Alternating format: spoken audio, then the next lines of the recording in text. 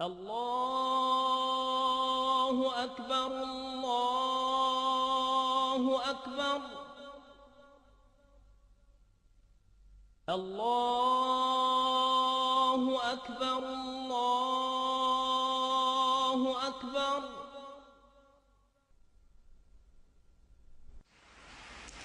I wish to say finally, as I've said many times before, that this is not a war with Islam. It angers me, as it angers the vast majority of Muslims, to hear bin Laden and his associates described as Islamic terrorists. They are terrorists, pure and simple. Islam is a peaceful and tolerant religion, and the acts of these people are wholly contrary to the teachings of the Quran.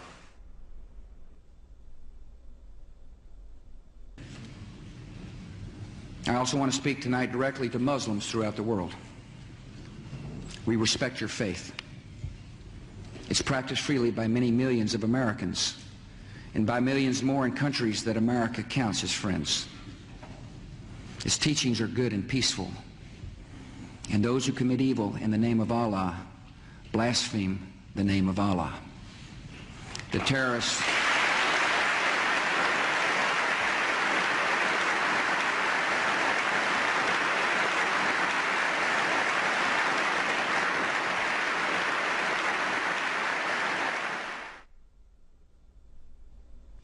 I want you to understand, I want the world to understand that our actions today were not aimed against Islam.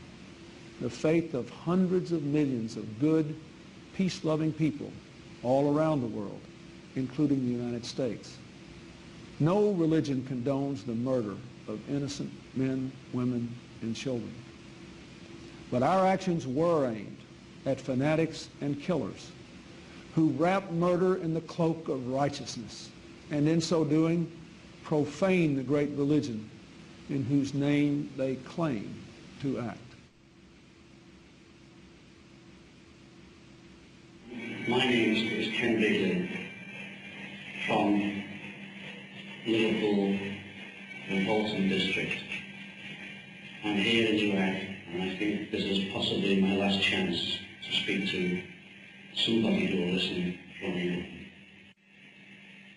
I need you to be compassionate, as you've always said you were, and help me. I don't want to die anyway.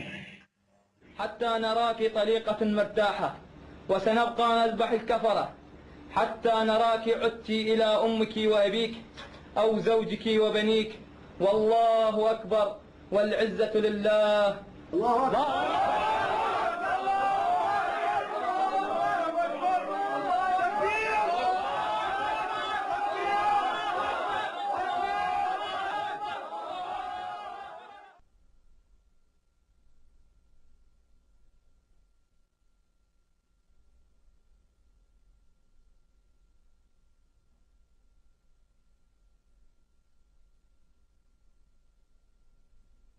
The tendency of Western political leaders to deny the connection between Orthodox Islamic mainstream and terrorist violence is replicated in the universities and the media. Wherever you look, both in Western Europe and in North America, the members of the elite class have this tendency to proclaim Islam, some mysterious, authentic Islam, to be peaceful and to be tolerant, and those Muslims prone to violence are proclaimed to be non-representative fringe. Well, I would really appreciate if people who make such claims could then explain the continuity of violence from the earliest day of Islam, from the earliest days of the Prophet and his immediate successors throughout the 13 centuries of recorded history. The real burning question in the world today is, does Islam and Islamic civilization actually sanction the violence that we're seeing being perpetrated in its name around the world? And to that we have to answer, if we're going to be honest about it, an unqualified yes. The Islamic sources, the Islamic texts, starting with the Quran, but not limited to the Quran, the Islamic texts including the Hadith, Islamic tradition, Islamic theology, Islamic law, the traditions of the interpretation of the Quran throughout history and Islamic history itself all bear witness to the fact that Islam has a developed doctrine, theology, and law that mandates violence against unbelievers.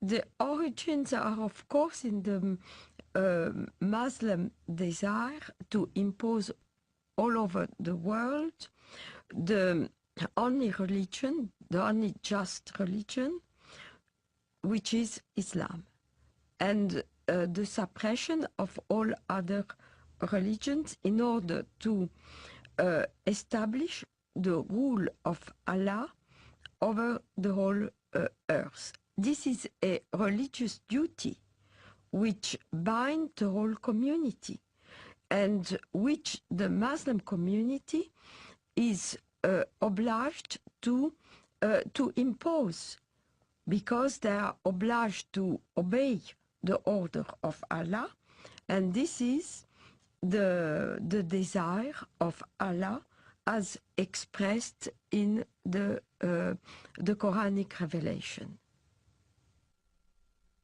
I believe that those terrorists that want to do harm to others are applying the true Islam that was practiced by Muhammad and his followers in the early stage of Islam.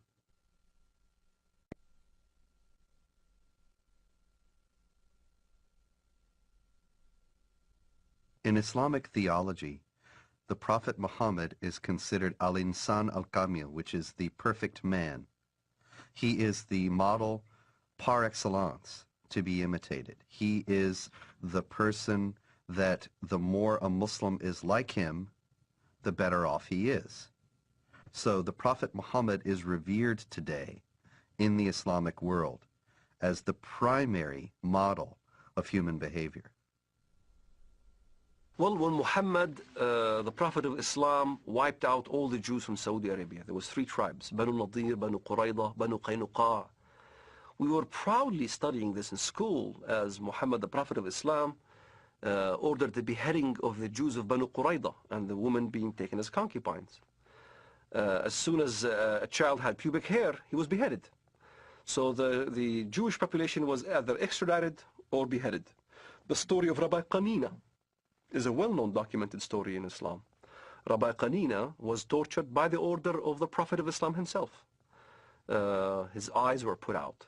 He was burned in order to confess where the Jewish tribes were hiding their goods, their gold and their silver and all those kind of things. And this is right from the Hadith. This inspired us as Palestinians, inspired us on fighting jihad against the Jews in Palestine. Authoritative Islamic History, The Life of Muhammad, Sirat Rasulullah, by Muhammad bin Ishaq, edited by Abdul Malik bin Hisham, translated by Professor Alfred Guillaume. Then the Qurayza tribe surrendered, and the apostle confined them in Medina. Then the apostle went out to the market of Medina and dug trenches in it. Then he sent for them and struck off their heads in those trenches as they were brought out to him in batches. There were 600 or 700 in all, though some put the figure as high as 800 or 900.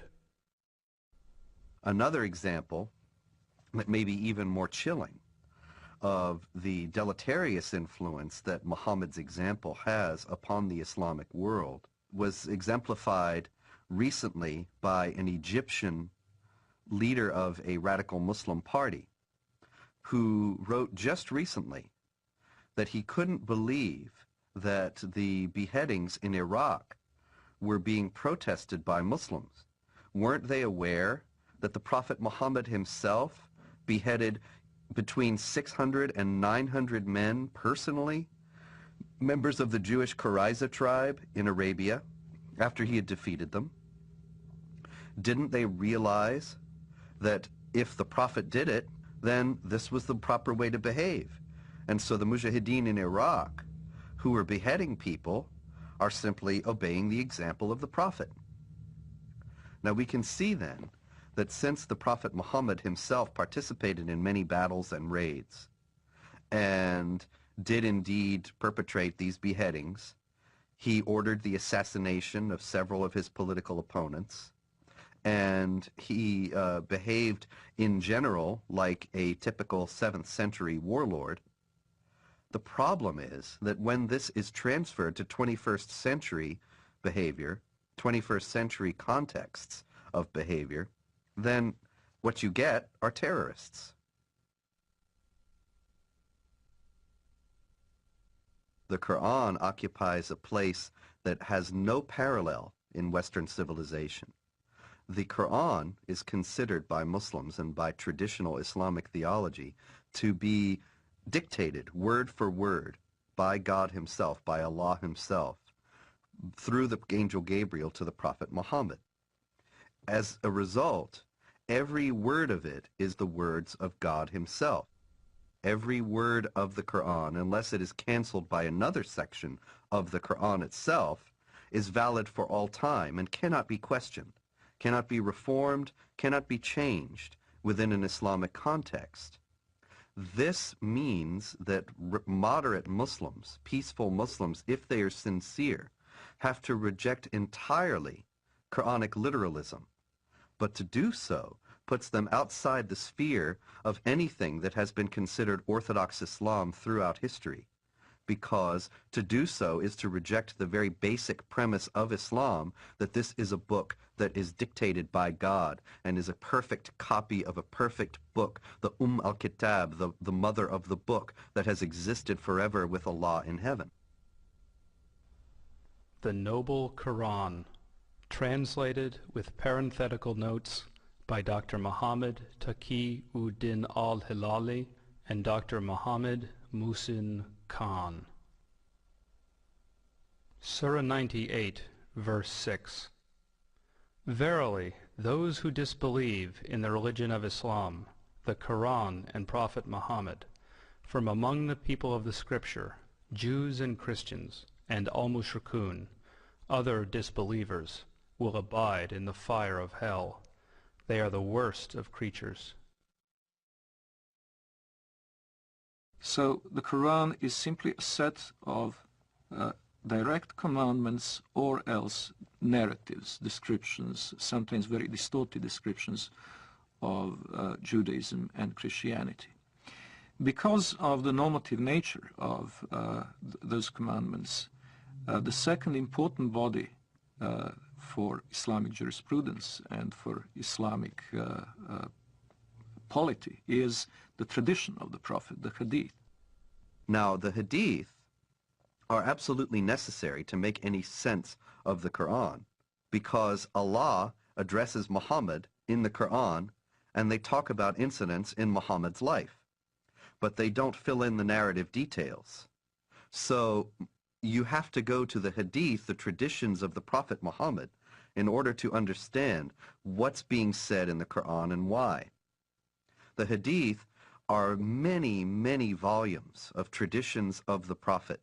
Various Muslim scholars, beginning in the 8th century, which is some considerable time after the life of the Prophet Muhammad, who died in 632, they started to collect these traditions and to try, through various means, to winnow out the authentic ones from the inauthentic.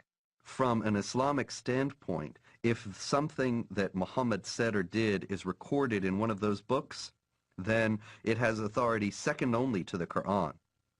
And in those books, there is a great deal that illuminates what the Quran says and how it is applicable to Muslims in the present.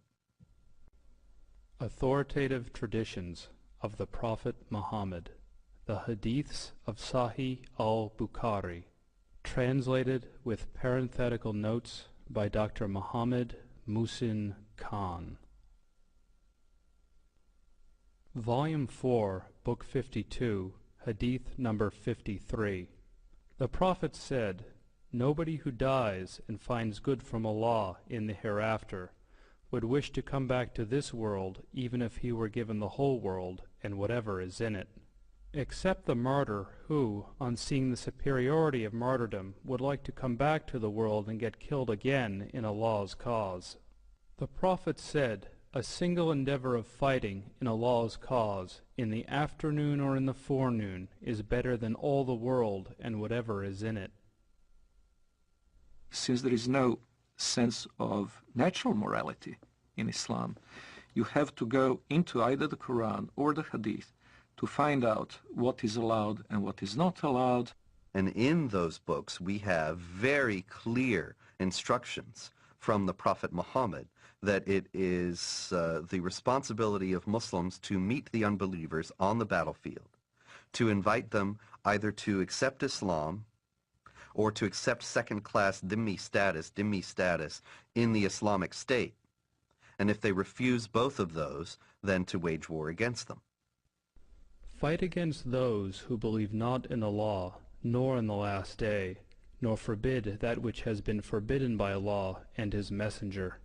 And fight against those who acknowledge not the religion of truth, Islam, among the people of the Scripture, Jews and Christians, until they pay the jizya, the poll tax, with willing submission, and feel themselves subdued. The Quran is broken down into two sections. One is called Makkiyah, which means what was inspired to Muhammad, the Prophet of Islam, in Mecca. And one is called Madaniyah, what was inspired to the Prophet of Islam in Medina or Yathrib. In Mecca, you find much of the peaceful verses. Muhammad used to live with the Jewish community and the Christian community in peace and harmony. So there was many verses in the Quran that even the Muslims used to worship in the direction of prayer towards Jerusalem.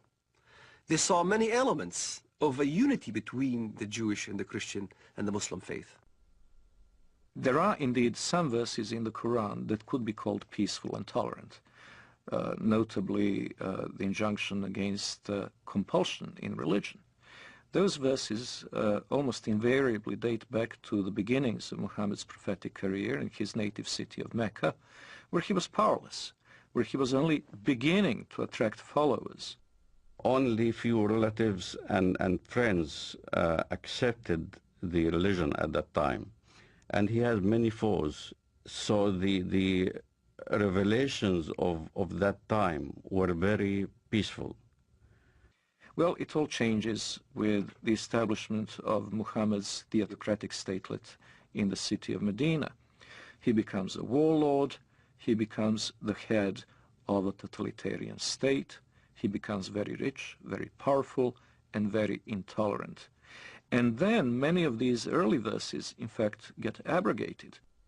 In Surah 2, verse 106 of the Quran, it says, or Allah says, I should say, that if we abrogate, we being Allah, abrogate a verse, then we'll give you one that's better. Whatever a verse, revelation, do we abrogate or cause to be forgotten, we bring a better one or similar to it. Know you not that Allah is able to do all things? This is the basis, the foundation of the Quranic doctrine of nasikh, which is abrogation. And it is the idea that when there are verses that are contradictory or appear to be contradictory in the Quran, the one that is revealed later chronologically is better, as Allah has promised, and cancels the earlier one. Now the violence started. Now you had to weigh between peaceful verses and non-peaceful verses. So the edict was that these were made null and void. It is indeed a very curious concept for a non-Muslim to accept the notion that God may change his mind about a topic and may issue one injunction in AD 614 and then a very different one in AD 627.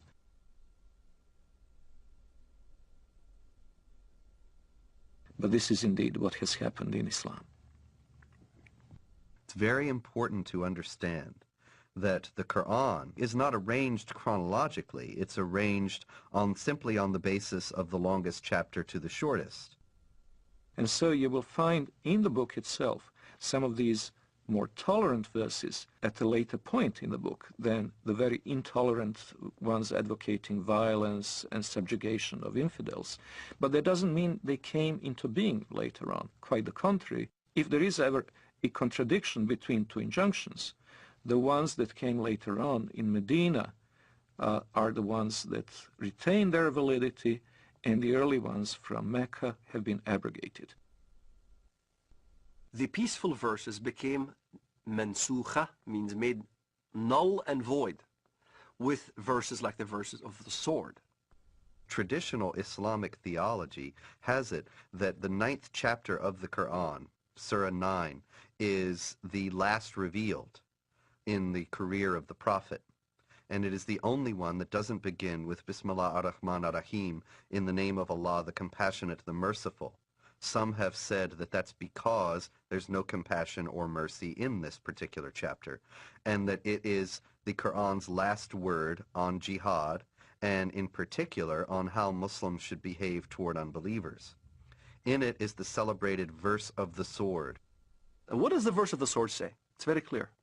That when the forbidden months are over, kill the people of the book wherever you find them. Lay siege for them. Lay wait for them. Lay ambush for them. Kill them wherever you find them.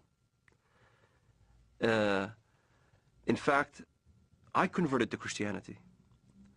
Muhammad clearly stated that in the ends of days, there will be many who defect from the faith. Kill them when you see them, wherever you find them. So, this is the question that the West needs to understand. What part of kill don't they understand?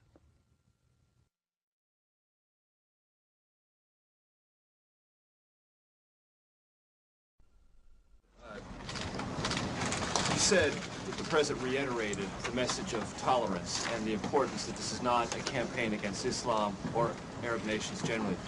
Has it been communicated to the administration from those nations, from that part of the world that you've been talking to recently, that is a highly critical thing for the President to do, not just once, but over and over and over again? So why? We are a country that judges people not by their religious beliefs or by their color, but by the fact that we're all Americans. So that was the first part of the message. The second part of the message is that we have a lot of friends around the world who are Muslim. We have countries that are long friends of the United States who are of the Islamic faith, and the President wanted to be very clear that this is not a war of, quote, civilizations, that this is not a war against Islam. This is a war against people who in many ways pervert what Islam stands for. Islam stands for peace and stands for nonviolence, and he wanted to make that very, very clear. Yeah, sure. Islam and Islamic civilization are unique in their stance toward non-believers, and that Islam is the only religion in the world that has a developed doctrine, theology, and law that mandates violence against unbelievers. That there are peaceful Muslims, there are Muslims around the world who are moderate, who live in harmony with their non-Muslim neighbors and have no intention of ever waging war against them in any way. But the fact is that they have a very slim justification for their own peacefulness within the Islamic sources themselves. And they are only at peace with their neighbors insofar as they are either ignorant of what Islam teaches about how Muslims should behave toward unbelievers, or they have explicitly rejected, consciously rejected, those elements of Islam. There are, in short, peaceful and moderate Muslims, but no peaceful and moderate Islam. The idea that Islam is a religion of peace, however, is paradoxically enough held even by the most violent and radical of Muslims. Sayyid Qutb, the Egyptian Muslim theorist, whose writings are revered by radical Muslims today, by terrorists today, he wrote and insisted that Islam is a religion of peace. When you study his writings, it becomes clear that he meant that Islam is dedicated to establishing the hegemony of Islamic law over the world. When that hegemony is established, peace will reign in the world. Therefore, Islam is a religion of peace. But the problem is the peaceful Muslims don't understand the edicts that comes out of the jurisprudence of Islam. If you look at the interpretation of these verses in Al-Azhar University, in the Islamic Sharia schools in Jerusalem, in Jordan, in Syria, and Damascus, all throughout the Middle East, the jurisprudence of Islam clearly state, emphatically, that the verse of the sword made null and void all the peaceful verses. And what does the verse of the sword say? Then when the sacred months have passed, then kill the mushrikun, unbelievers, wherever you find them, and capture them and besiege them, and prepare for them each and every ambush. But if they repent and perform as-salat, the Islamic prayers, and give zakat, alms, then leave their way free. Verily, Allah is oft-forgiving, most merciful. Kill them when you see them, wherever you find them. This is not an allegoric kill. It's a literal kill. It's the killing of Zarqawi right in front of the camera. It's the lynching that you see in Ramallah. It's the killing of over 1 million Sudanese in Sudan, cutting the hands and the feet from opposite sides. And here's the dilemma. The peaceful verse, even the peaceful verse that is quoted, even by Bush, the verse goes as follows: whoever kills a life without just cause or for doing mischief in the land, then as he killed the entire earth. You'll find the same verse in the Judeo-biblical tradition. But most Westerners never skip after that verse, which makes very clear, but as those who do mischief in the land, then cut their hands and their feet from opposite sides and crucify them, literally. And that's what you see what happened in Afghanistan. That's what you see what happened in Sudan. A huge amount of crucifixions and killings and beheadings and amputations and public assassinations. They really want to revive Islam as it used to be. This is why they call it Islamic fundamentalism. The recompense of those who wage war against Allah and His Messenger and do mischief in the land is only that they shall be killed or crucified, or their hands and their feet be cut off on the opposite sides, or be exiled from the land. That is their disgrace in this world, and a great torment is theirs in the hereafter. The Prophet cut off the hands and feet of the men belonging to the tribe of Arina, and did not cauterize their bleeding limbs till they died. There is no assurance of what is known in Christianity as salvation and insurance of being saved and guaranteeing going to heaven. However, there are certain things that can help. So if a Muslim, for instance, died while he was practicing jihad, he is supposed to go to paradise. In the Islamist thinking, the assurance of your salvation is dying as a martyr, in accordance to the verse in the Quran, وَلَا تَحْسَبَنَّ الَّذِينَ قُتِلُوا فِي سَبِيلِ اللَّهِ أَمْوَاتٌ بَلْ أَحْيَاءٌ عِنْدَ رَبِّهِمْ يُرْزَقُونَ. Do not think that the ones who die in the cause of Allah in jihad are dead, but are living. So this assures salvation. This is the calculus behind modern suicide bombing. Many people will say, modern Muslim advocates will say, that Islam forbids suicide, and this is plainly dishonest, because all the advocates, all the defenders of suicide bombing in the Islamic world start out by saying this is not suicide.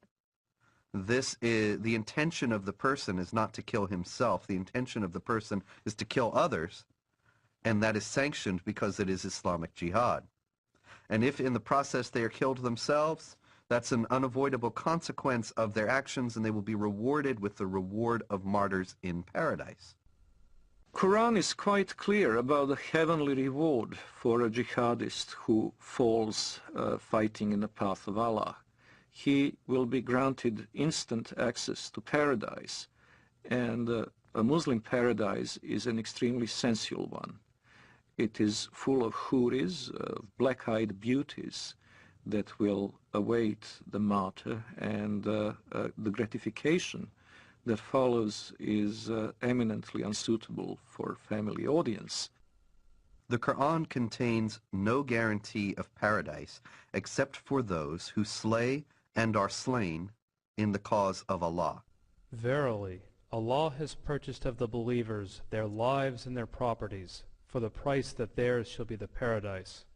They fight in Allah's cause, so they kill others and are killed. Then rejoice in the bargain which you have concluded. That is the supreme success. In other words, the guarantee of paradise is for people who are killed while they are killing, to establish the hegemony of Allah or Islamic law in the world. Jihad in Islam can be spiritual or physical. The spiritual jihad is striving to be a better Muslim. But also there is a physical part of jihad that you cannot take it away from Islam. Jihad in Islam means struggle. That's what the literal meaning of the word, struggle. But what the West doesn't understand is that the hadith, the compilation of the traditions of the Prophet Muhammad of Islam, is almost about 100 hadiths regarding jihad. And if you look at every single one of them has the sword, war, or a military effort. And in the end of the expedition, jihad expedition, he said, now I resort to the jihad within, the jihad that is within, the self-struggle. And as a matter of fact, I had this dialogue with an Islamist one time. He says, Walid, come on, tell the West that jihad means struggle. I said, yes, it does mean self-struggle. You're right. Jihad does mean self-struggle. But so does Mein Kampf. Mein Kampf means my struggle. In the same fashion, the Islamists look at jihad. It is a very dangerous element of the Islamic teaching because this instant gratification through martyrdom is an attractive concept. And by the way, when the so-called martyr operation is carried out by Hamas, what is announced from the minarets of mosques is not the death of so-and-so who carried out the attack, but the wedding of so-and-so to the houris. In other words, they immediately make the implication that far from having to cry over his disappearance, over the end of his physical life, his parents should be happy and celebrate and throw a party because their son is now being not only transported into heaven, but greeted there with these voluptuous beauties. Shaheed, the word shaheed, means witness. To witness, to testify. To testify there is no God but Allah and Muhammad is his messenger. And you die as a shaheed for that cause. You're a witness. You're considered a witness, a martyr. And a martyr becomes glorified. Your family will glorify you after you die. To a Muslim fundamentalist living in the Middle East, I had to be initiated.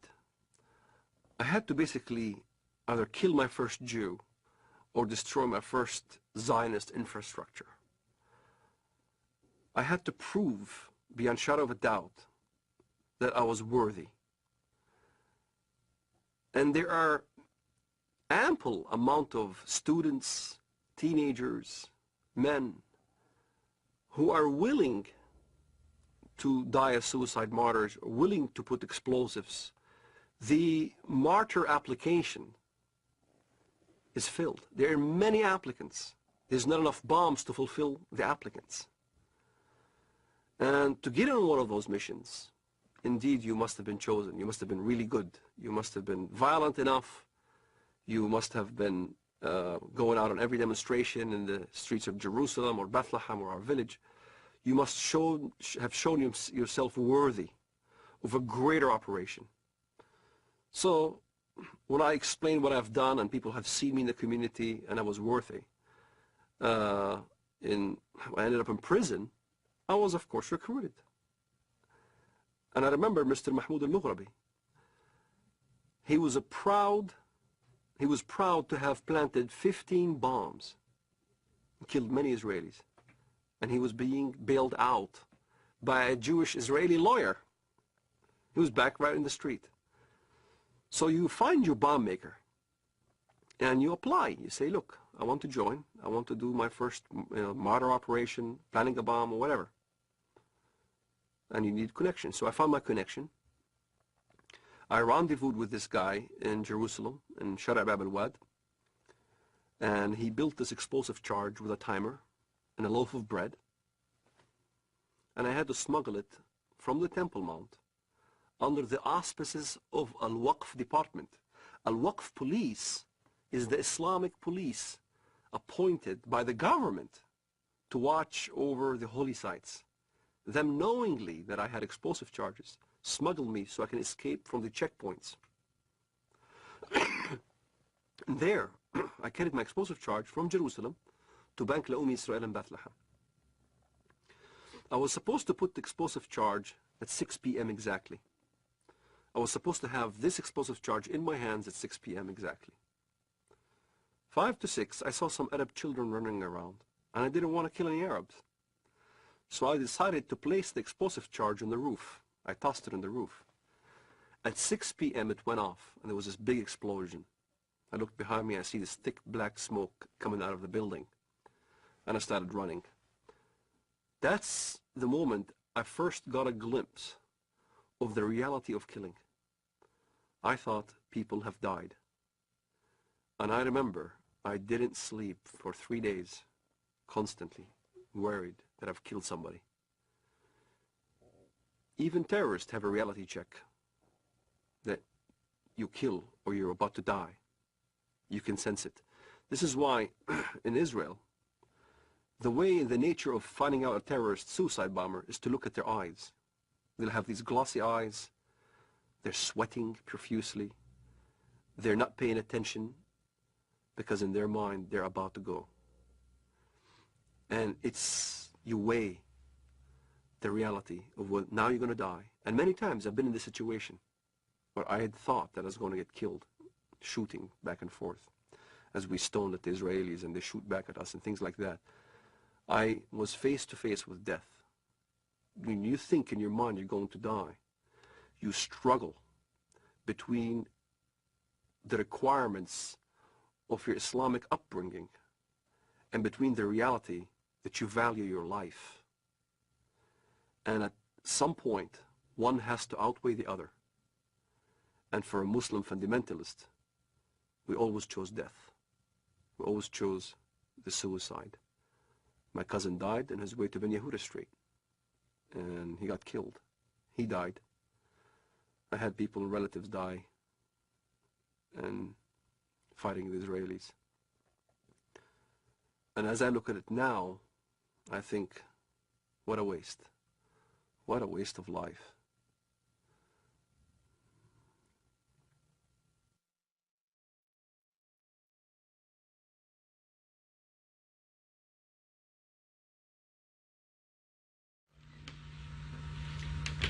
Okay, and then we say goodbye and shake hands. Okay? Are you ready, John? Okay, I'm running. I'm running too. Okay, well, about Afghanistan. So in other words, you want to change. In other words, who gives you the right to change or topple a government in another country? It shouldn't be us that puts together the new government. It should be the people of Afghanistan, inside Afghanistan and those that have had to flee from Afghanistan. And I think that's the right way to do it.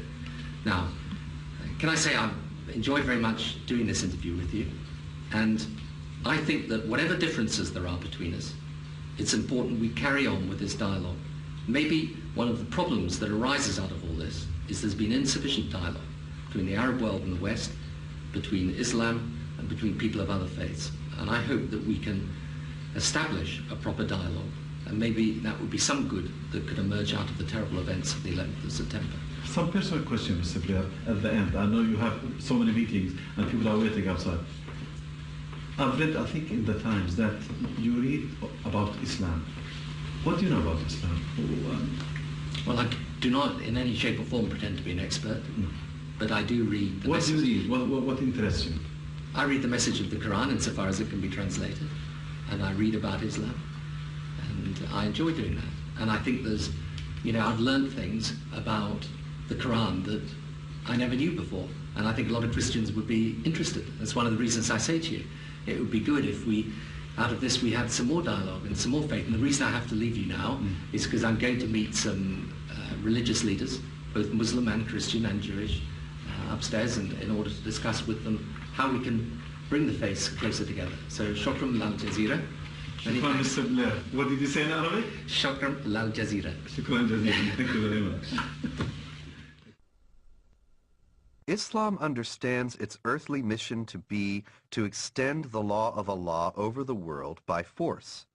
Now, this is distinct from extending the religion by force. Muslims often indignantly deny that Islam was spread by the sword, as the old expression goes, and that anybody is ever forced to convert to Islam. Now, of course, forced conversions are a constant hallmark of Islamic history, but they are technically forbidden by Islamic law. Now, the idea in Islam is that Muslims must wage war to establish the hegemony of Islamic law. Not everybody will be forced to become Muslim, but the non-Muslims will be relegated to second-class status. They will not be able to live in the society as equals to the Muslims. And it is the responsibility of Muslims around the world to fight to institute that kind of society. While we were in the mosque, the Prophet came out and said, "Let us go to the Jews." We went out till we reached Bait al-Madras. He said to them, "If you embrace Islam, you will be safe. You should know that the earth belongs to Allah and His Apostle, and I want to expel you from this land. So if anyone amongst you owns some property, he is permitted to sell it. Otherwise you should know that the earth belongs to Allah and His Apostle." The Muslims see the extension of jihad as a war liberating the infidels from their infidelity and a privilege for them to enter in the religion of Islam and to abandon their wrong belief. So jihad is seen as a favor which is given to the infidel population in order to change their ways and convert to the true religion, Islam. It is not for a prophet that he should have prisoners of war and free them with ransom until he had made a great slaughter among his enemies in the land. You desire the good of this world, the money of ransom for freeing the captives, but Allah desires for you the hereafter, and Allah is Almighty, All-Wise. In the Muslim thinking, in the Muslim Sharia, the way the world is depicted is in two houses. It's called Dar al-Islam or Dar al-Harb, the house of Islam or the house of war. So the whole world is under these two houses. If you're not a Muslim, you're under the house of war. Yet in the West, the apologists, Islamic apologists would say, no, that's not accurate. It is the house of peace and the house of Islam. And in fact, that's not accurate. If you look at the hadith and if you look at what comes from the highest jurisprudence in the Middle East, that's what is being taught. يعني أنا لدي طفل من الآن أعده للشهادة إما شهادتي أنا أو هو فأقول له أن الله عز وجل قد جعل هنالك جنة واسعة فيها ما لا عين رأت ولا أذن سمعت ولا خطر على قلب بشر. وهو بيسألني يعني إذا أنا عملت عملية وفجرت نفسي هل إلي يعني ربنا عز وجل بيعطيني اللي بدي اياه، بيعطيني سيارات، بيعطيني بارودة اطخ فيها، بيعطيني العاب.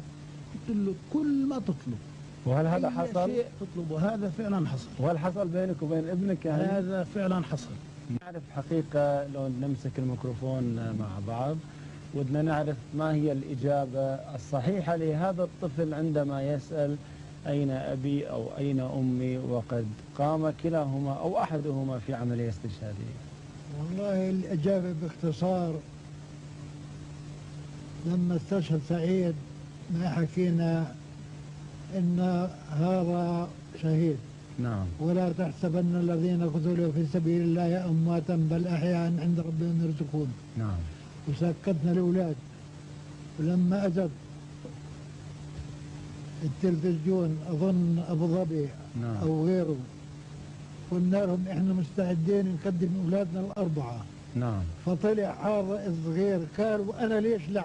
وأنا أتمنى أن أكون شهيدا في سبيل الله وأن أقتل عددا من اليهود والكفار الذين أشركوا بالله ورسوله واتبعوا دينا غير لم يشرعه الله ولم يذكر في القرآن الكريم. نعم. وأنا عمري 12 سنة. ما شاء الله. وأحفظ القرآن الكريم. ما شاء الله. الله يحفظك ويجعلك مجاهد إن شاء الله في سبيل الله. Now, the infidel population are seeing this war as a genocidal war, since as it is described in the Muslim historians of jihad, as well as extremely numerous Christian sources, this war was conducted as in great ferocity. Whole cities were given up to massacres. Entire populations were deported in slavery or massacred. The companion of the Prophet and the second Caliph, Umar, sent the Muslims to the great countries to fight the pagans. When we reached the land of the enemy, the representative of Khosrau, Persia, came out with 40,000 warriors. And an interpreter got up saying, "Let one of you talk to me." Al-Mughira replied, "Our Prophet, the Messenger of our Lord, has ordered us to fight you till you worship Allah alone or give jizya, tribute. And our Prophet has informed us that our Lord says, 'Whoever amongst us is killed, martyred, shall go to paradise to lead such a luxurious life as he has never seen. And whoever amongst us remains alive shall become your master.'" There have been, in fact, two big waves of jihad.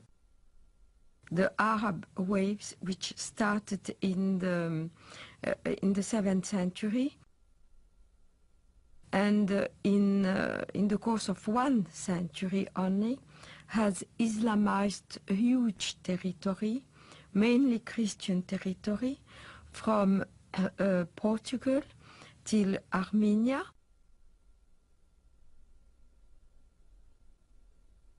But also Islamized Persia, which was not Christian, mainly Zoroastrian, except for Iraq, which was mainly Christian in the north and Jewish and Christian in the south. The second wave of Islamization started in the 11th century with the Turkish tribes. So all these regions of Eastern Europe, Greece, Anatolia, which is now Turkey, but was the seat of the Christian Byzantine Empire, and Serbia, Bulgaria, Romania were integrated into the Dar el-Islam, which is the land of Islam. So all the countries around the Mediterranean, which once have been Christian, became the Islamic Empire. This Turkish wave lasted from the 11th century till the 17th century, where the Turkish army were stopped at the gate of Vienna in 1683.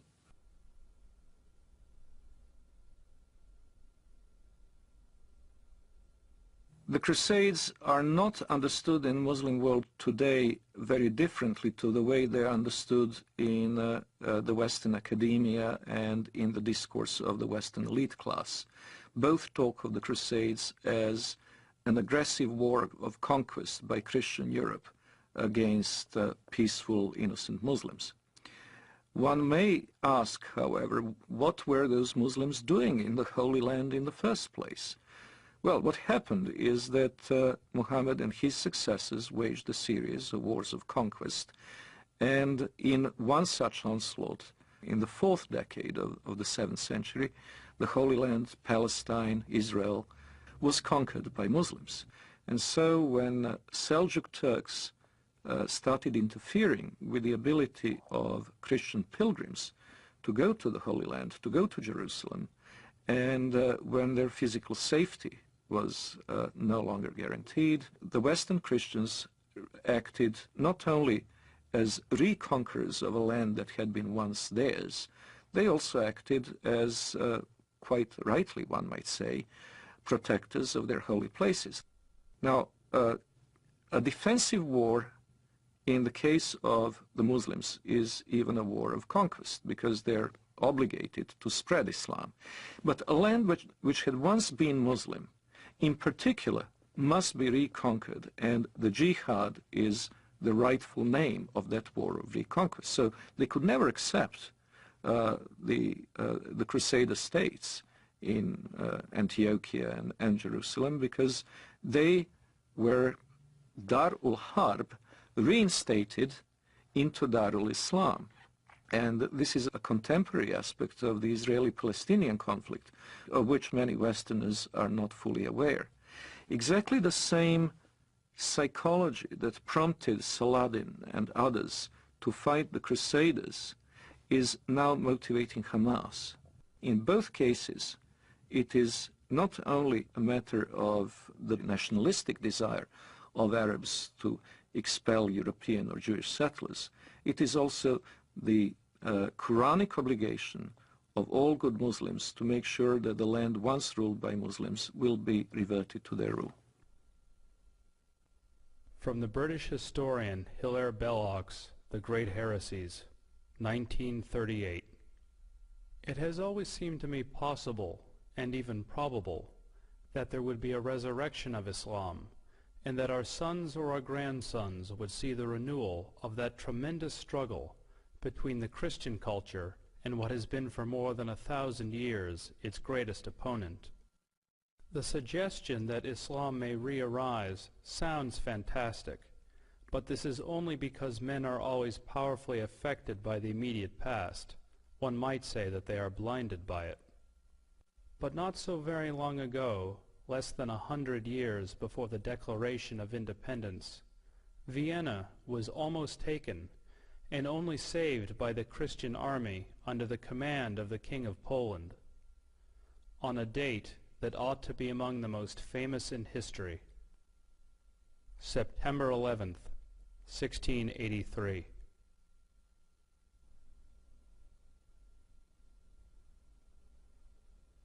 On September 11th, 1683, the siege of Vienna was broken. That was the high point of Islamic jihad expansion into Europe. After that, Islam went into decline, and the Islamic world was colonized and in a drastically weakened state. It seems very likely, almost certain as far as I'm concerned, that Osama bin Laden chose September 11th in 2001 to signal that the decline of the Islamic world was over, and that the jihadists were back and were going to pick up where they left off in Vienna in 1683. If we look at the tectonic plates between Islamic world and non-Islamic world today, we notice something very interesting, that even very diverse Muslim societies, which cannot be easily branded under one civilizational label, have something in common, and it is the tendency to be in conflict with their neighbors. If we look at the extreme southeastern outreach of Islam, we see East Timor, where Indonesian Muslims slaughtered a third of the population of this former Portuguese colony, who are, by the way, Roman Catholics. In southern Philippines, we see an extremely violent Islamic rebellion, which has been simmering and becoming more or less violent for years. In Indonesia itself, we had religious conflict in the Spice Islands, where the beleaguered Christian minority is in danger of extinction. We have very active Islamic movements, both in Thailand and in China, in Xinjiang. In the Indian subcontinent, the history is tragic indeed. That's where the Holocaust, the Hindu Holocaust, took place in medieval times, a little-known episode in the history of Islam in the Western world, but the one that left a deep traumatic mark on the people of the region, and where the conflict is still latently present in the province of Kashmir. In Africa, there is the constant war in Sudan, which finally has gained some prominence in the Western decision-making circles, but which has been going on for 20 years. And it's impossible to estimate the number of lives it has claimed, but it certainly goes into many hundreds of thousands. There is the constant instability in Nigeria between the resurgent central and northern states, which are increasingly pressurizing the government in Lagos into accepting Sharia law as the law of the land in those provinces. And of course there is Mauritania, where Muslims constantly battle non-Muslim southerners. Then there is of course the Caucasus, Chechnya. And in Europe itself we have the conflict in the former Yugoslavia between the Bosnian Muslims and Serbs and Croats respectively, and the conflict between the Albanians and the Serbs, Albanians and the Macedonians, and quite possibly before too long, Albanians and Greeks. So if we eliminate these conflicts, if we eliminate from the equation Chechnya, the Balkans, Sudan, the world is a pretty peaceful place.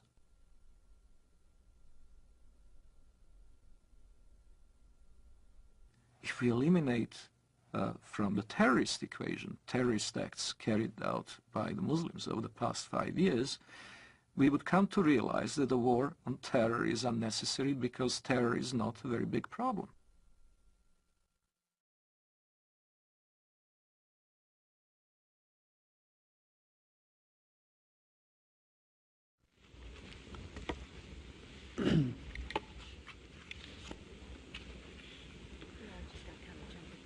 Madam President. Senator from Nevada. I've been on the floor before speaking about Islam and what a great religion it is. I've said before, and I repeat, that my wife's primary physicians are 2 members of the Islamic faith, her internist and the person that has performed surgery on her. I know them well, been in their homes, socialized with them, talked about very serious things with them. We've helped each other with family problems. I've been to the new mosque with them in Las Vegas. They're wonderful people with great families. And I've come to realize that Islam is a good religion. It's a good way of life. People have a good health code as their religion dictates, and they have great spiritual values as their religion dictates. And it's too bad that there are some people, misdirected people around the world, trying to take away from this very fine religion. I believe that they cannot give this religion a bad name. I think that the power of this religion and the power of the people in this religion will overcome these evil people who are using this fine religion to do bad things to innocent people. Islam is a religion and a political system that dictates that one must carry out warfare against unbelievers until they either convert or submit. And this is the justification that the terrorists around the world are using for what they're doing. And that justification is based on core elements of Islamic tradition. That being the case, it's very difficult for moderate Muslims, peaceful Muslims, to stand up within the Islamic community and to say this is not part of Islam. They only do so out of conscious deception, intending to mislead Westerners in accord with the Islamic doctrine of taqiyya or religious deception, or they do so on the basis of simply being unaware of what Islam actually teaches. The Prophet said, "War is deceit." Lying, generally speaking, is not allowed in Islam.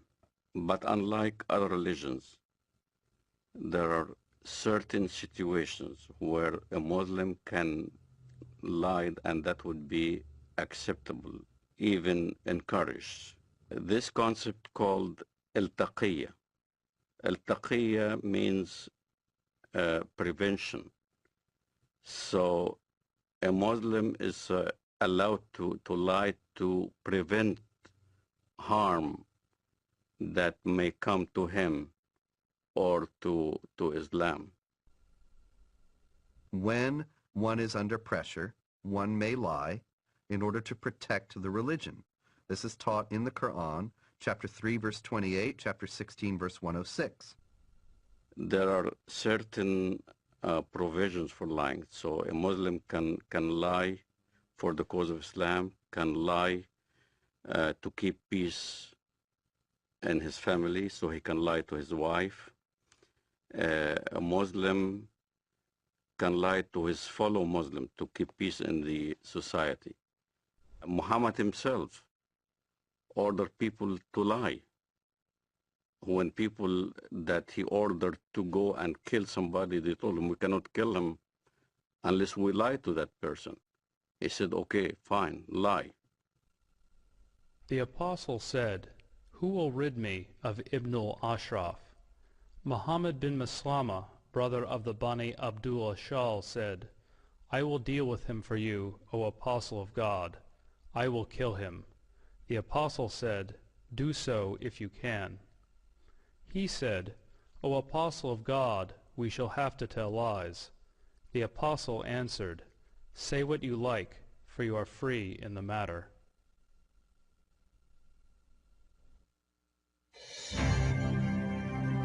America is a land of diversity and service. I'm an African American. My forefathers overcame the trials of slavery. I am Native American. I am a journalist, wife, and mother. I'm of European heritage. One of my ancestors was a member of the Continental Congress. I'm Hispanic American. I've been a Girl Scout since I was 6 years old, and now I'm a troop leader. I served in our nation's armed forces, as have many of my relatives. My father served 2 tours of duty in Vietnam. Another fought for freedom at Gettysburg.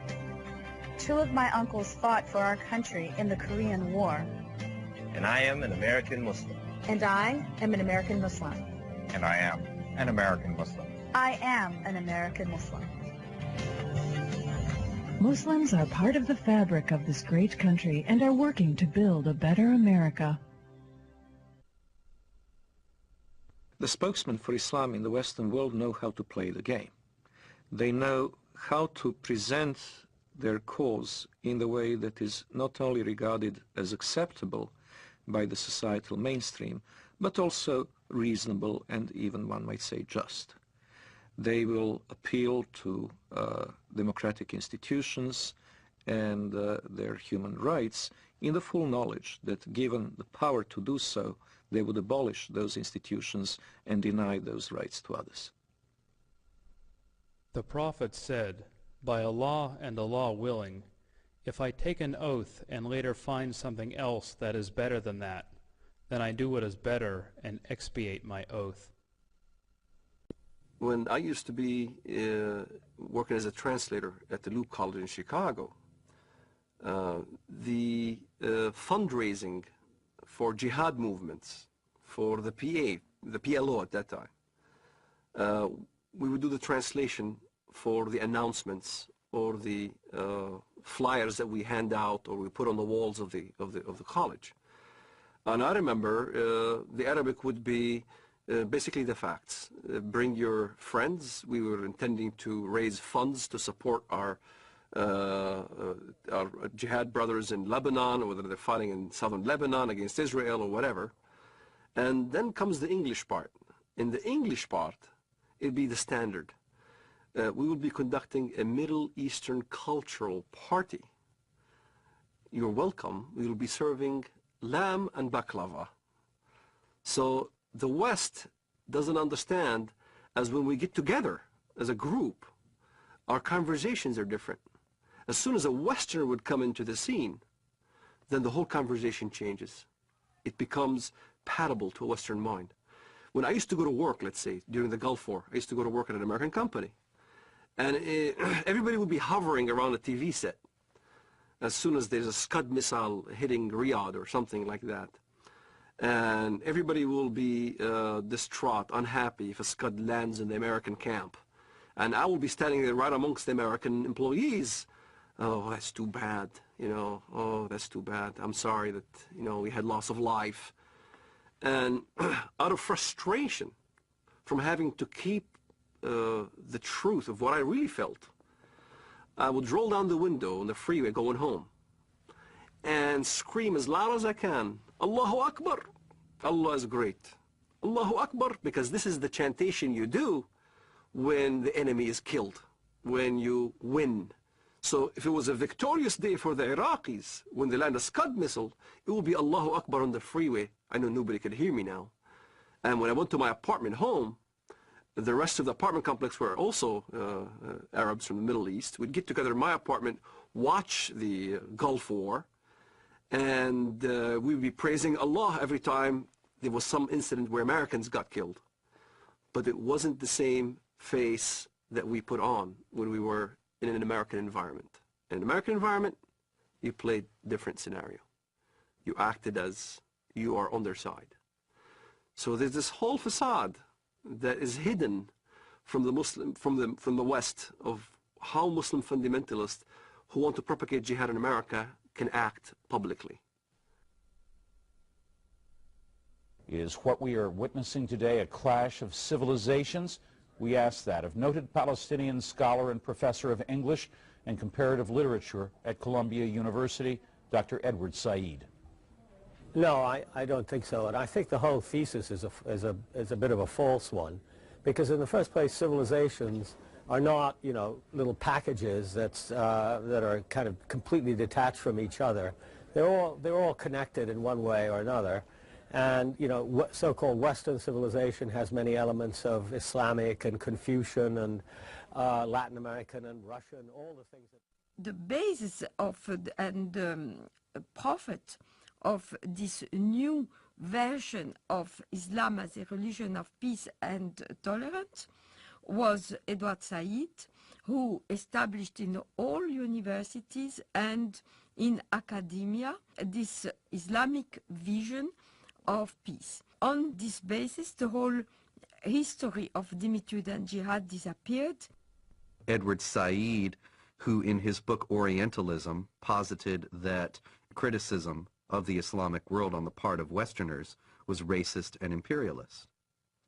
It is spread in order to make political points, to accustom Westerners to the idea that Muslims are here to stay in the United States and that they must not be questioned in terms of their loyalty to the secular framework of Western society, of the United States and of Europe as well.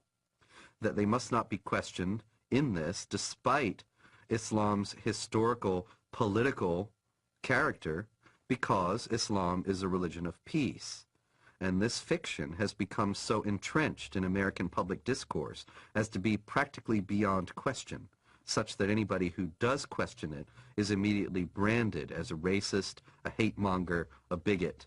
And this is a very effective tool in a country where racism is the cardinal sin above all, to silence any effective debate about the continuing attachment of Muslim immigrants to Sharia law and their intentions toward the secular systems in which they now reside.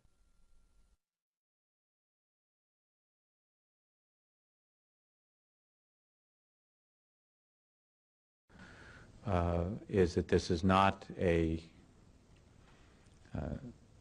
clash against Islam or Arabs. This is about freedom, not culture. It's about working with Islamic governments who want to move forward into the modern world, working with Islamic governments who see their face as the face of peace, and working against the violence and the terror and the people that seek to hold back the world and would seek to disrupt peace and freedom for others. And so that is what it's about for us.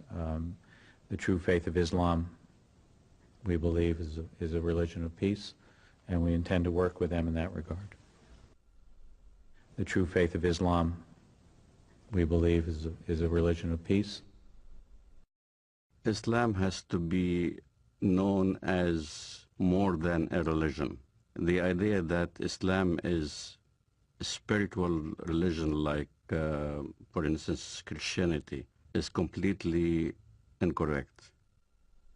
It would be incorrect to describe Islam as primarily, let alone solely, a religion. Since its early beginning in Muhammad's lifetime, it has also been a geopolitical project and a system of government, a political ideology, if you will. Islam from its beginnings was both a religion and a system of government. For example, the Islamic calendar doesn't base year one from the time that Muhammad was born or the time that Muhammad received his first revelation from God, which I think are both what Westerners might expect, but from the time that Muhammad became the leader of an army and the head of state in Medina. This is the beginning of the Islamic calendar because in the Islamic understanding, Islam is a political and social system as well as an individual faith. In Islam, the separation between temporal, secular, and religious power is not only impossible, it is heretical. Only in the complete blending of all aspects of human activity and all aspects of political and legal functions of the state can we have the caliphate, the properly organized state that is pleasing to Allah. When Westerners think of religion, whether it's Islam, Christianity, Judaism, Hinduism, and all the isms in the world, Westerners think that it's a personal issue. A Buddhist will go to the temple and peacefully worship whatever he does, meditates, contemplates. A Jew goes to a synagogue and does his mitzvot, his good deeds. A Muslim goes to the mosque, pays zakat, alms, or go to the pilgrim al-Hajj in Mecca, or a Christian goes to church on Sunday. They think it's a personal issue, that religion is a personal issue. So when they look at Islam, they compare Islam with the way they understand religions, and that's the first mistake. Islam is not a religion for personal use. Islam is Sharia law. Islam is a form of government to the world first, then to a personal application. It is not just how you pray or whether you pray towards Mecca. It's how you dress. You dress in Arab culture. You speak Arabic. You can't go to heaven unless you pray in Arabic. You can't read the Quran in English and expect to get good deeds to go to heaven. You read the Quran in Arabic. It becomes an imperialistic system that everybody now must speak Arabic, think Arabic, practice the religion in Arabic. It's a form of law, not just in how you eat, but how you get married, how you deal with your government, how you deal with your military, how you deal with the youth, how you deal with women. Every aspect of your life becomes Islam. Everything is Islam. The Jews brought to the Prophet a man and a woman from amongst them who had committed adultery. The Prophet ordered both of them to be stoned to death near the place of offering the funeral prayers beside the mosque. The Prophet wrote the marriage contract with Aisha while she was 6 years old, and consummated his marriage with her while she was 9 years old, and she remained with him for 9 years, till his death. In no way is Islamic Sharia, Islamic government, compatible with Western understandings of human rights and freedom of conscience. Traditional Islam forbids conversion from Islam, forbids anyone to leave Islam. There's no way out. And it forbids Muslims and non-Muslims to live as equals in society. It mandates the second-class status of non-Muslims, forbidding them to hold authority over Muslims, forbidding them to hold certain jobs as a result. It even mandated in history that houses of worship of Jews and Christians were neither to be built or repaired, making the communities relegated to a perpetual state of decline. O you who believe, take not the Jews and the Christians as awliya, friends, protectors, helpers. They are but awliya to one another. And if any amongst you takes them as awliya, then surely he is one of them. It is not possible for a non-Muslim living in a Muslim society to invoke his civil rights and human rights that would be independent or separate from the Sharia concept. He is expected to submit to Sharia willingly, and if he accepts his dhimitude, the position of a dhimmi, he will be a protected person. A protected person is someone who is in fact a willing subordinate to the Muslim overlords. We saluted the Prophet as he stood praying, and he came out to us, and we told him that we had killed God's enemy. He spat upon our comrades' wounds, and both he and we returned to our families. Our attack upon God's enemy cast terror among the Jews, and there was no Jew in Medina who did not fear for his life. The hadith very clearly says, the hadith, which is what Muhammad said, I have been ordered to fight until everyone says that there is no God but Allah, and Muhammad is the messenger of Allah. So this is how Islam spread to North Africa. This is how Islam spread all the way to Indonesia. This is how Islam spread in the Middle East. Syria was not a Muslim country. Lebanon was not Muslim. Saudi Arabia even was a mixed multitude. All throughout the Middle East, that's how Islam spread, was by the sword. This is why you don't see any synagogues in Saudi Arabia. You don't see any churches in Saudi Arabia. Christianity virtually is non-existent. Even in my village in Bethlehem, Muslims are taken over. There's only 20% left of the Christian population. In Lebanon, Christian Lebanese are moving by the droves. Hezbollah there is very active. Lebanon used to be a Christian nation. Now, all of a sudden, it's being Islamized. So Islam is moving.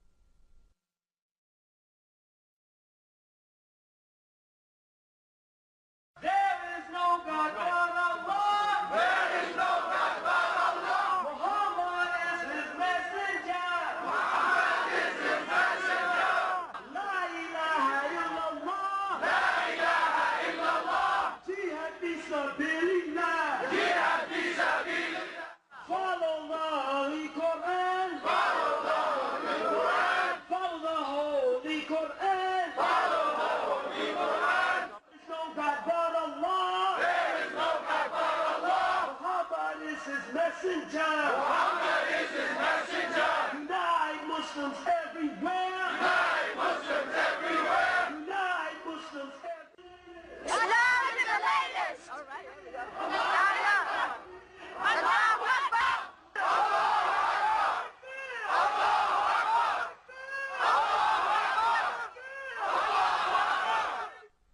Muslims who come to the United States and come to Western Europe with an idea that Sharia is the law of Allah, they look upon our freedom of religion, and they look upon the fact that non-Muslims are in power in the United States and in Western Europe, making laws, and making laws not on the basis of the law of Allah, but on the basis of consensus and free elections.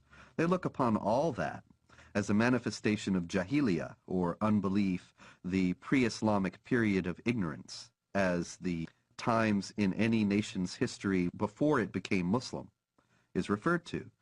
So that you have Pakistan and Iran and so on, they refer to the period of their history before they became Muslim as the period of jahiliyyah. They also will consider the United States and Western Europe to be in periods of jahiliyyah today. And many Muslims coming into the United States and Western Europe will work to establish Islamic states here on the basis of the idea that the secular state and the state based on elections has no legitimacy. And you don't have elections about the law of Allah. You simply obey what God says.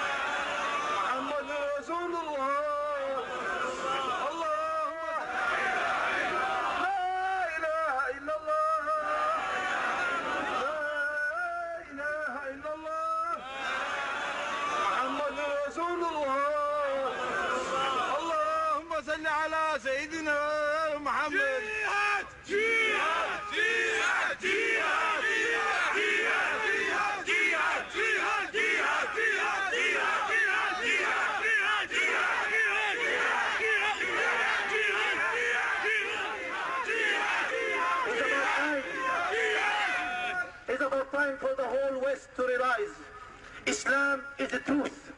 As a matter of time, Islam got to be implemented, and the giant of Islam and the giant of the Islamic State is going to rise up again, and it's going to be a fact. And it's going to be a true fact in reality. Look, the Muslims in Egypt, they go for Islamic State. Look in Bilad al-Haramain, jihad for the sake to establish the Quran. Look in Iraq, look in Afghanistan, in Uzbekistan, in Pakistan, even in Europe, people calling La ilaha illallah, Muhammad Rasulullah. It's a matter of time.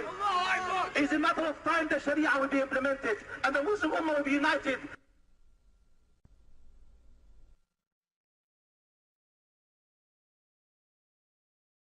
The most important thing that the West needs to know about Islam today is that it has a political character, and that it is not simply a religion, but it is a religion or a belief system that mandates warfare against unbelievers for the purpose of establishing a societal model that is absolutely incompatible with Western society. Americans need to know this. Western Europeans need to know this, because Muslims are coming into Western countries while holding these beliefs and intending to act upon them. They are the motivations behind modern terrorist activity, and they are the goals of millions of Muslims in the United States and around the world. We need to know this so that we can protect ourselves. But unfortunately, because of political correctness and because of media and general government unwillingness to face the sources of Islamic terrorism, these things remain largely unknown. Islamic fundamentalism is a sleeper cell in America. A good point, a good case in point, is the story of Saladin. Saladin is a great hero in Islam. Saladin was the one who defeated the Crusades. There was a treaty that's supposed to be happening between the Crusades and Saladin, and the story goes as follows. The Arab mediator came to Saladin and said, the Quran says that if they concede to peace, then concede to it, which means that if the enemy wants peace, let's have peace, which is a verse you can find directly in the Quran. And Saladin responded with a great answer when he stated to the guy, you are an Arab and I'm a Kurd. You should know the Quran better than I. Don't forget the Quran also says, why should we concede for peace when we have the upper hand? So you find both verses in the Quran. Peace, you concede to peace when you are the weaker party. This is why you hear the term hudna.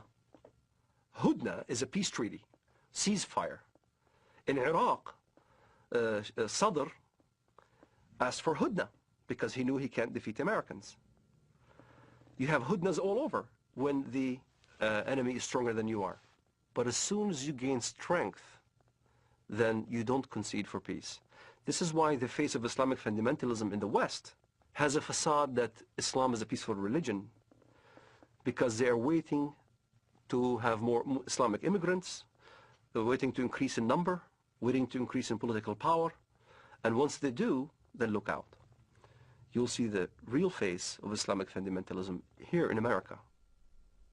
سيارة مفخخة بقافلة أمريكية، ويظهر الشريط أحد الأشخاص وهو يقوم بتفخيخ حافلة صغيرة بعدد من القذائف الصاروخية. قمنا بتفخيخ هذه السيارة لاعتراض رتل الأمريكي، ونقسم بالله العظيم إن غايتنا هم جنود الكفر والاحتلال، ولا نريد من وراء ذلك أن نؤذي مدنيا، لأن دم المسلم أغلى ما يكون عندنا.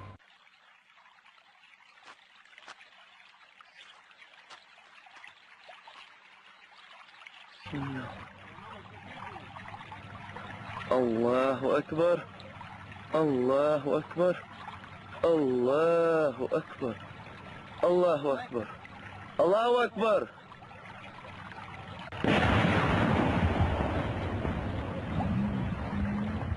الله أكبر الله أكبر. It's unfortunate, but there's no negotiating with the jihadists. There is no striking a deal with them. Islamic law is very clear on that, and here once again is an example. We need to take Islam seriously. Islamic law does not allow for treaties. It does not allow for negotiated settlements between Muslim states and non-Muslim states. All it allows for is a temporary period of up to 10 years of hudna, or what is commonly translated as truce, to allow the Islamic forces to gather their strength. But that's not the same as peace as we know it. That's not the same as the absence of a state of war. That's only a temporary lull in a war that the jihadists consider has gone on for 14 centuries and are willing to fight for 14 more. So when you meet in fight, jihad in Allah's cause, those who disbelieve, smite at their necks, till when you have killed and wounded many of them, then bind a bond firmly on them, take them as captives. Thus you are ordered by Allah to continue in carrying out jihad against the disbelievers till they embrace Islam, are saved from the punishment in the hellfire, or at least come under your protection. But if it had been Allah's will, He Himself could certainly have punished them without you. But He lets you fight in order to test you, some with others. But those who are killed in the way of Allah, He will never let their deeds be lost. In Islamic thinking, the world is divided into the house of Islam, where Islamic polity has been established, where Allah rules supreme, and the house of war, which is the rest of the world. This dichotomy is reminiscent of other totalitarian ideologies, and most explicitly communism. Both communism and Islam seek the end of history in this world. The end of history will come when either the whole of our planet becomes Dar ul-Islam, or else when the proletarian revolution brings the avant-garde of the working class to power all over the world, which will be the end of state, the end of money, and the end of class oppression. In both cases, it is possible to have a period of truce. It is possible to have what would be called in modern parlance peaceful coexistence. But that peaceful coexistence is a tactical ploy and not a permanent solution. Allah's apostle said, I have been ordered to fight with the people till they say, none has the right to be worshipped but Allah. If we consider that if only we changed our policies toward Israel, and if only we changed our policies toward Iraq, or changed our policies toward something else, if only we hadn't taken out the Mossadegh regime in Iran in 1953, and other things people have said to me, these ideas are ridiculous. They're based on a fundamental misunderstanding of the motives and goals of the jihadists. This is not a conflict that was created with the creation of the State of Israel, or a conflict that was created when American armies went into Iraq. The global jihad has gone on without interruption, without significant interruption, since the 7th century. And it only declined in force and activity at periods when the Islamic world was too weak to prosecute it. The question now that we have to ask ourselves is, do we want to preserve our Judeo-Christian values and our own civilization, or do we choose to go toward a dimitude, an enlarged dimitude in Europe, which will engulf the whole of Europe? Maybe not America, but America will be isolated because it will have to deal in geopolitics with the Islamized demi-Europe. And these are problems that have to be taken into consideration by Europeans themselves in choosing their identity and their future, freedom or dimitude, and by Americans also. In order to defend itself against the onslaught of global jihad, which is coming in the century ahead, I have no doubt of that, the West would need to redefine itself and to say what exactly is the geographic and cultural space to be defended, and in the name of what. Defending it in the name of a tepid, lukewarm ideology of multiculturalism is impossible. Multiculturalism and postmodern liberalism are not worthy dying for. They're not something that can inspire people to do what their ancestors had done at Poitiers and at the walls of Vienna in 1683. What global jihad has on its side is simple-minded commitment of millions of people to not only spread the faith, but also better themselves at the expense of the infidel, in the first instance through immigration, and later on, if necessary, by other means. What the West needs to understand about Islam is that Islam has the potential of replacing the dangers that we just kind of did away with, Nazism and communism. Like Nazism and like communism, Islamism, the end justifies the means. There is no respect for national borders, and the whole ideology is to promote their way of thinking and promote their way of life throughout the entire world. That's what's being taught in the Middle East. That's what's coming out from all the jurisprudence in Al-Azhar in Saudi Arabia and all throughout the Muslim world, is that Islam will conquer and will continue to conquer until it triumphs, until everybody in the world says there's no God but Allah and Muhammad is his prophet. أنصحكم لله يا أمريكا ويا بريطانيا ويا أنتم من قال الله في حقكم قد غضب الله عليكم اليهود يا أبناء القردة والخنازير يا من لا تكون فتنة في الأرض إلا وأنتم عود حطابها. كلما أوقدوا نارا للفتنة أطفأها الله، أطفأ الله نوركم وأطفأ الله نيرانكم، ولكننا نحن الرجال الذين انتجبنا الله وأرادنا الله فجعلنا أولي البأس الشديد. لقطاف رؤوسكم الأينعت وظهرت وطغت وتجبرت فإنا قاطفوها بإذن الله. The peculiarity of Islam has to be faced, and it has to be faced frankly and openly. Unlike others, and I am again saying this in the full knowledge that it will offend some Western ears, unlike the Hindus, unlike the Confucians, unlike the animists of sub-Saharan Africa, the Muslims have inherent tendency to expand and to convert the rest of the world not only to their religion, but to their outlook and to their legal and moral system. They will not state this openly while they're in a minority in the countries to which they immigrate, but we have seen this time and over again throughout history. Once they reach the numbers necessary to impose their will, they will do so. وسيعلم، والله لا أريد أذكر اسمه في هذا المنبر، الأمريكان ورئيسهم والبريطانيين ومن والاهم والصهاينة ربيبة ومصنع الكيان.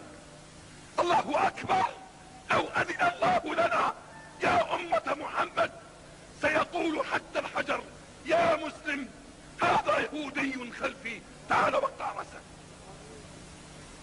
ونحن نقطعها، والله لنقطعها أيها اليهود. الله أكبر، الله أكبر، الله أكبر. الجهاد في سبيل الله، الجهاد في سبيل الله، الجهاد في سبيل الله، والنصرة لله. الله أكبر، الله أكبر، يا أمة القرآن، الله أكبر، يا أمة القرآن. الله أكبر، الله أكبر عليكم. الله أكبر، والنصرة للمؤمنين. الله أكبر، والنصرة للمؤمنين. الله أكبر، والنصر للعراقيين. الله أكبر، والنصر لنا بإذن الله. الله أكبر، والنصر لنا. Miracles do happen. I do not know if it is another, maybe even deadlier terrorist attack that will act as a catalyst, or whether it will be a geopolitical confrontation in the Middle East itself, with Israel perhaps at serious peril.